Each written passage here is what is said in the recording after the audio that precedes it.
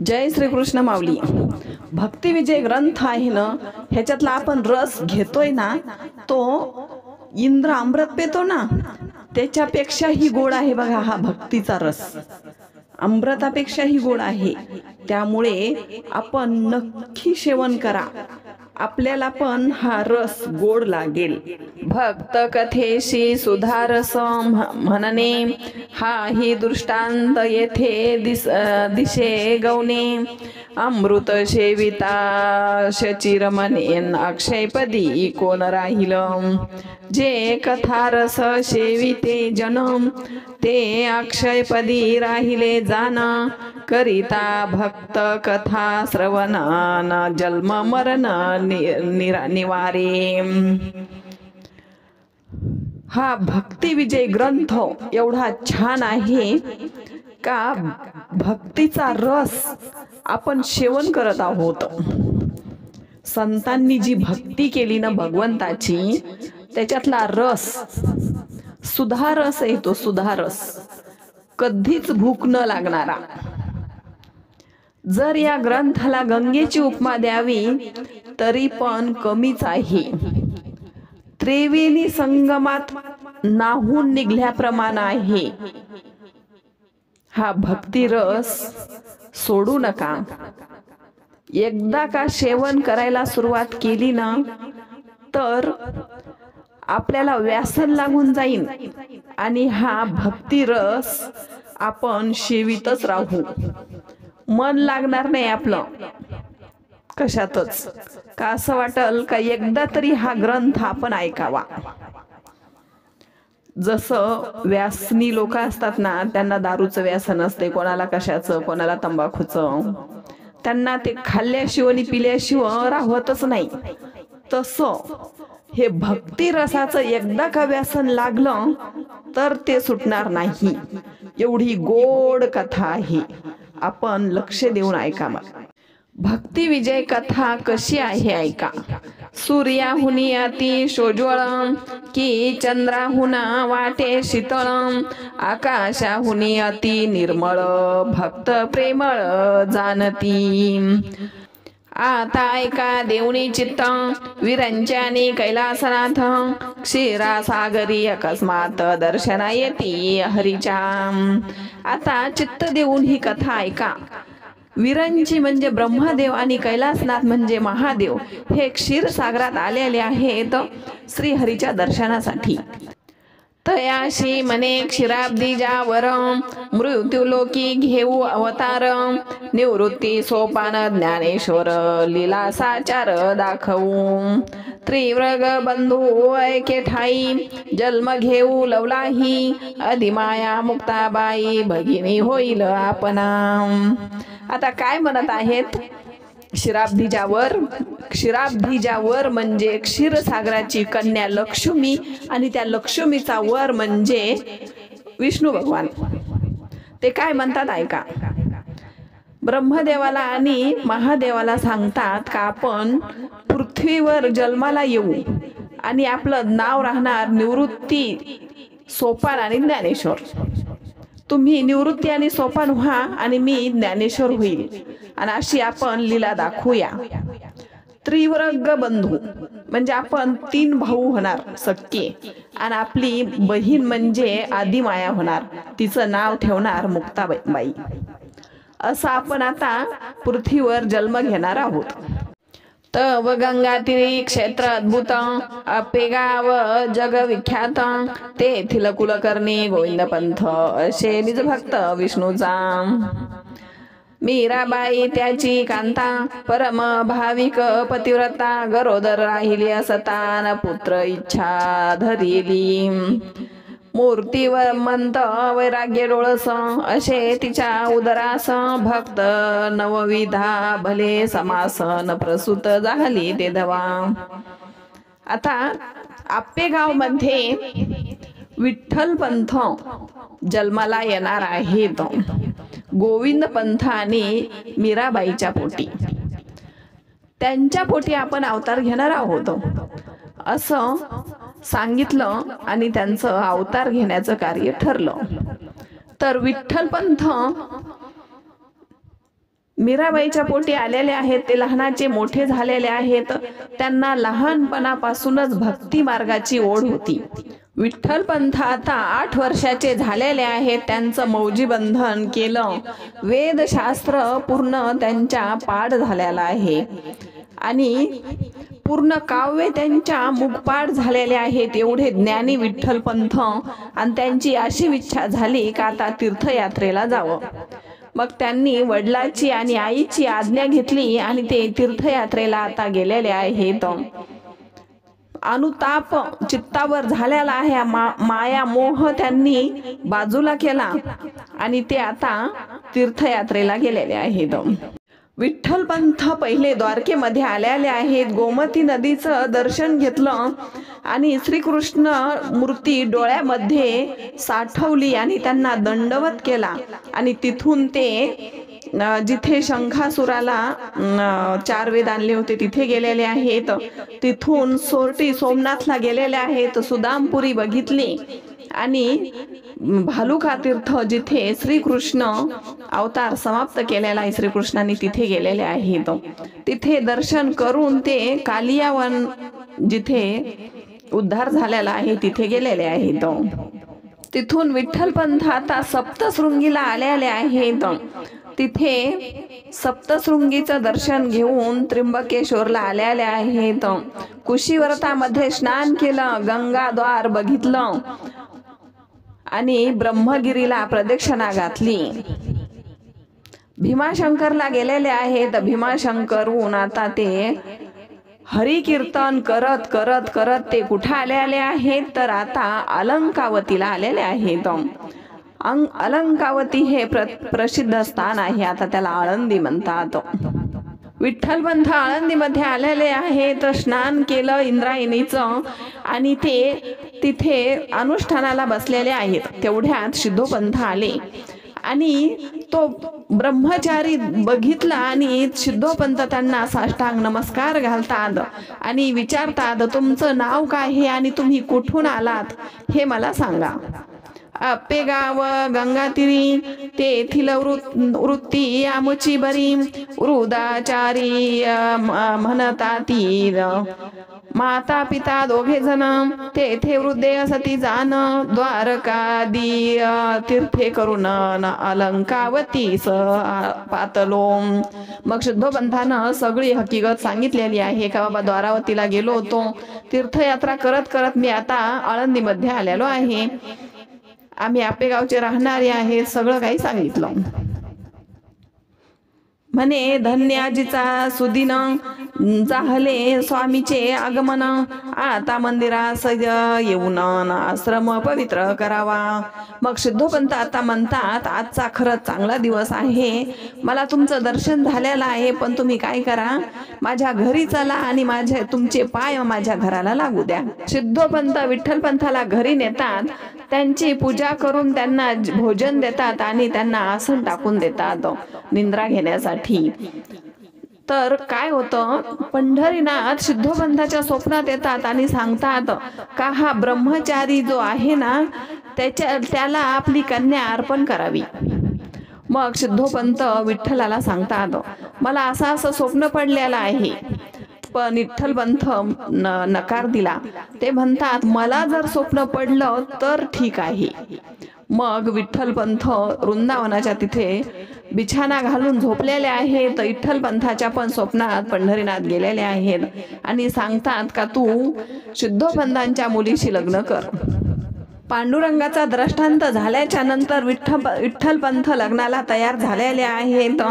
पंचांग बघितलं, 36 गुण जुळत आहेत. मग रुक्मिणीचं आणि विठ्ठलपंतांचं लग्न चाललेला आहे. देवक बसवलं, श्रीमंत पूजा सर्व विधी पूर्ण केलेल्या आहेत आणि ब्राह्मणास बोलवून मंगलाष्टक बोललेले आहेत. विधिवक्त लग्न लागलेलं आहे. पण विठ्ठलपंत म्हणाले, मला आता असं वाटतं का पंढरपूरला जाऊन यावं. मग सिद्धोपंत कुटुंबासह पंढरपूरला गेलेले आहेत. तिथून म्हणाले, मला असं वाटतं का रामेश्वरला जाऊन यावं. मग विठ्ठलपंत तिथून रामेश्वरला गेलेले आहेत. रामेश्वरहून आल्याच्या नंतर विठ्ठलपंत म्हणतात, आता मला असं वाटतं का माता पित्याच्या दर्शनाला जावं. मग सिद्धोपंत आणि उमाबाई, रुक्मिणीबाई आणि विठ्ठलपंत हे आता आप्पेगावला आलेले आहेत. आप्पेगावला आलेले आहेत. मीराबाईंनी सुनेला बघितलं. अचानक एवढा आनंद वाटला मीराबाईला, जसं काय विश्वामित्रानं रामचंद्राला त्यांच्या यज्ञ रक्षणाकरता नेलं होतं आणि अचानक सीतेला घेऊन आले, तसं ह्या मीराबाईला वाटत आहे. विठ्ठलपंतांनी तसंच केलेलं आहे.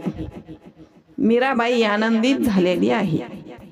आप्पेगावहून सिद्धोपंत वापस आले आणि विठ्ठलपंत रुक्मिणी माता तिथे राहत होत्या. पण काही दिवसांनी काय झालं, गोविंदपंत आणि मीराबाई त्यांना देव आज्ञा झालेली आहे. मग विठ्ठलपंतांचं मन लागत नव्हतं. विठ्ठलपंत संसारात कधी रमलेच नव्हते. मग त्यांच्या असं लक्षात आलं सिद्धोपंताच्या का विठ्ठलपंताला आणि रुक्मिणीला इथे घेऊन यावं. मग सिद्धोपंत गेले आणि आळंदीला घेऊन आलेले आहेत. पण विठ्ठलपंतांचं मन लागत नव्हतं. रुक्मिणीला सारखं म्हणायचे, मला असं वाटतं का मी संन्यास घ्यावा, मला असं वाटतं का मी संन्यास घ्यावा, मला आज्ञा दे. पण रुक्मिणी काहीच बोलत नव्हती. एक दिवस पित्याला सांगितलं, काय करावं, मला सारखं म्हणतात संन्यास घ्यायचा आहे, संन्यास घ्यायचा आहे, काय करू मी. मग सिद्धोपंत म्हणतात, तुला मूलबाळ नाही, काय नाही, आणि संन्यास घेणं हे योग्य नाहीये. मूलबाळ झाल्याच्या नंतर संन्यास घेतला तर चालेल, पण मूलबाळ नसताना संन्यास घेतला तर हे चालत नसतं. पण एक दिवस विठ्ठलपंतांनी अशी रुक्मिणीकडून आज्ञा घेतली का मी गंगा स्नानाला चाललेलो आहे, आणि ती हो म्हणून गेली. ते ऐकून विठ्ठलपंत बाहेर पडले. जसं काय पिंजऱ्यातून वाघ सुटावा तसं झालेला आहे. विठ्ठलपंत तिथून निघून गेलेले आहेत. गारोड्याच्या ह्याच्यातून नाग सुटावा तसं झालेलं आहे.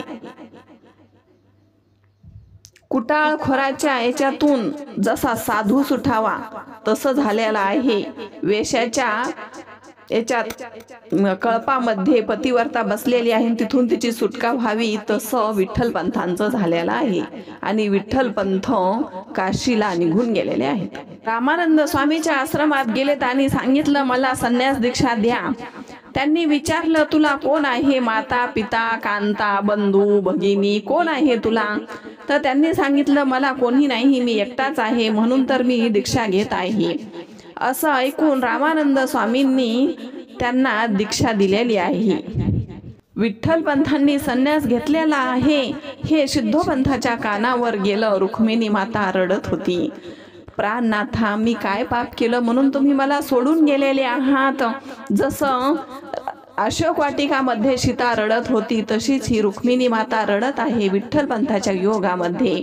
जसं नळाच्या वियोगात दमयंती रडत होती त्याचप्रमाणे ही रुक्मिणी रडत आहे. जसं तारा राणी हरिचंद्राच्या योगात रडत आहे त्याचप्रमाणे ही रुक्मिणी माता विठ्ठलपंताच्या योगात रडत आहे. संन्यास घेतला ऐकोनी कानी, रुक्मिणी बाई चिंताक्रांत मनी. म्हणे प्राणनाथा मज येवनी, टाकोनी कायशे दिधले. सत्यवानाशी येता मरण, सावित्री सांडूपाहे प्राण. की जे देवाचे ऐकोनी निर्वाण, पद्मावती मूर्छित. ते विकानी ऐकोनी संन्यास वार्ता, रडे आक्रोशे पतिव्रता. समाधान करिता माता पिता, मग धैर्य चित्ता अवरिले. रुक्मिणीचे आई वडील रुक्मिणीचं शांतवन करीत आहेत. अगं बाळा, ते का तिकडेच राहणार आहेत का, ते वापस येणारच आहेत ना, तू शांत राहा बरं. रडल्याने काय होणार आहे, तू भगवंताची पूजा कर, तपश्चर्या कर, तू पण काहीतरी कर. माझं बाळ का हिम्मत हारणार आहे का, हिम्मत देणार असावं. आणि तू का रडत बसलीत वेड्यासारखं. रडू नकोस ग रुक्मिणी. अगं माणसामध्ये हिम्मत असावी का त्यांनी काहीतरी कर्तृत्व करून दाखवावं आणि वेड्यासारखं नुसतंच रडत बसावं, हे मला आवडत नाही बघ रुक्मिणी. तू काय कर, सकाळी 4 वाजता उठून पिंपळाची पूजा कर, त्याचे 108 वेळा प्रदक्षिणा घाल, काहीतरी भगवंतात मन रमव रुक्मिणी. रुक्मिणी, तू जर अशी हरली तर तुझे वृद्ध माता पिता काय करतील ग? त्यामुळे रुक्मिणी, तू हरू नकोस. विश्वास ठेव पांडुरंगावर. काय एक दिवस तुझा पती वापस येणार म्हणजे येणार, कारण भगवंताचा दृष्टांत आहे ग. हा दृष्टांत पांडुरंगाचा आहे तुझं लग्न व्हावं म्हणून. मग रुक्मिणी सावरली आणि रोज सकाळी उठावं, पिंपळाची पूजा करावी, 108 प्रदक्षिणा घालाव्यात. आणि अचानक तिथे श्रीपाद स्वामी आलेले आहेत आणि पिंपळाच्या झाडाखाली बसलेले आहेत. रुक्मिणीनं बघितलं का इथे साधू महाराज दिसतायत, त्यांचं दर्शन घ्यावं म्हणून रुक्मिणी गेली आणि त्यांचे पाय धरले. त्यांनी आशीर्वाद दिला, अष्टपुत्र सौभाग्यवती भव. रुक्मिणी मनात हसत होती. रुक्मिणीला मनात हसल्याला पाहून श्रीपाद स्वामी म्हणतात, बाळा तुला का हसू आलं? तुला काय वाटलं माझा आशीर्वाद खोटा आहे? तू का हसलीस? मला याचं कारण सांग. महाराज, काय सांगू, माझे पती विठ्ठल पंथ आहेत ना, त्यांनी संन्यास ग्रहण केलेला आहे आणि ते काशीला निघून गेलेले आहेत महाराज. तर तुम्ही हा आशीर्वाद दिलात, पण हा खरा होईल का नाही होणार हे मला समजत नाही, म्हणून मला हसू येते. अग्निकुंडी पेरिले बीज, की खडकी वर्षाला मेघराज, ते आशीर्वाद देता मजन नाही काही विचारिले. महाराज, तुम्ही मला आशीर्वाद दिला पण मला काहीच नाही विचारलं. जसं अग्निकुंडात तुम्ही बी टाकून दिलेला आहे आणि खडकावर कितीही पाऊस पडला तर तिथं कधी रोप उगवत नाही, म्हणून मी हसलेले आहे. अंधाशी दाविला दर्पण, की बुद्धी बधिरा पुढे केले गायन, की रोगियाशी वाढिला पक्वान, विचार मने न करिता. तुम्ही विचार न करता आशीर्वाद दिलाय. जसं आंधळ्याला आरसा दाखवतात तशी गत झालेली आहे बधिरा पुढे गायन. जो बहिरा आहे आणि त्याच्या पुढे कितीही गायन केलं तरी काही फायदा नाही. वर्षला नसता मेघराज, व्यर्थची भूमीत पेरिले बीज, की आयुष्य नसता रसराजन, वैद्य काय सापाजिला. पाऊसच नाही आणि भूमीमध्ये जमिनीमध्ये कितीही बे पेरलं तरी पण ते उगवणार नाही. आयुष्य संपलेलं आहे आणि वैद्याने कितीही औषधी दिली तर तो माणूस जगणार नाही, तसं झालेलं आहे. चंद्रबळ नसता वधू कारण, ज्योतिष कायसा दिधले लग्न, की असता गेला दिनन, मग अर्धे कायसा. जसं चंद्रबळच नाही, ज्योतिषाने सांगितलं मुलीचं लग्न करा तर कसं शक्य आहे? कितीही सांगितलं लग्न होणारच नाही. जसं दिनकर आस्ताला गेलेला आहे, दिवस माळवायला गेलेला आहे आणि त्या दिवसाला अर्धे देऊन फायदा काय आहे? दिवस निघतानीच अर्धे द्यावं लागतं. तसं हा आशीर्वाद दिला पण माझे पती मात्र संन्यास घेतलेला आहे महाराज. आता काय होईल मला काही समजत नाही.